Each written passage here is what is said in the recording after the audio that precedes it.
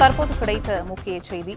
Tamil Nadu FIIT JEE தனியார் பயிற்சி மைய தலைவர் மீது இயக்குநர்கள் மீது வழக்கு பதிவானது செய்யப்பட்டிருக்கிறது.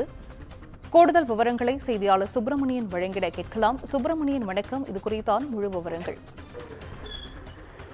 தமிழ்நாடு FIIT என்று சொல்லக்கூடிய தனியார் பயிற்சி மைய தலைவர் மற்றும் அதன் இயக்குநர்கள் மீது சென்னை மத்திய குற்றப்பிரிவு போலீசார் வழக்கு பதிவு செய்திருக்கிறார்கள். சென்னை கீழ்ப்பாக்கத்தில் இதனுடைய பயிற்சி மையம் என்பது செயல்பட்டு வந்தது.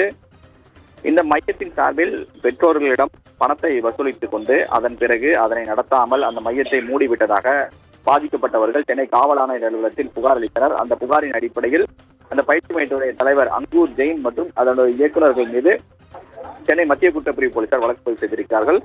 140க்கும் மேற்பட்டோர் இதில் பாதிக்கப்பட்டிருப்பதாக தெரிய வந்திருக்கிறது. 4 கோடி ரூபாய் வரை மோசடி நிகழ்ந்திருப்பதாகவும் போலீசார் தரப்பில் சொல்லப்பட்டிருக்கிறது. அதன் அடிப்படையில் முதல் கட்டமாக வழக்கு பதிவு செய்யப்பட்டிருக்கிறது. இந்த வழக்கு பதிவை தொடர்ந்து இப்போது விசாரணையும் மேற்கொள்ளப்பட்டு வருகிறது.